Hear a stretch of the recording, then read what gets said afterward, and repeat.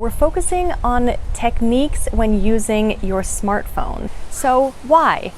Well, as you get more and more comfortable shooting video and creating video content, you'll start to realize that you actually have great ideas for video content popping up all the time.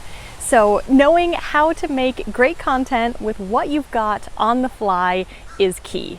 So if you only have one takeaway from this when shooting with your phone, it's to make sure you shoot in landscape mode. We're so used to holding our phones in our hands in portrait mode, and when you do that, it just doesn't have quite the same effect because most people are going to be watching your video on social media or on your website, and those are all in landscape mode. So remember to always shoot in landscape mode. The next thing to look at is lighting, and I am actually purposely shooting this in the middle of the day to show that you can still find shaded spots away from the sun to get pretty good lighting on your face with a nice background. But you can see a huge and quick difference here as I step out into the bright sun. My eyes are squinted, my face is like shockingly shiny.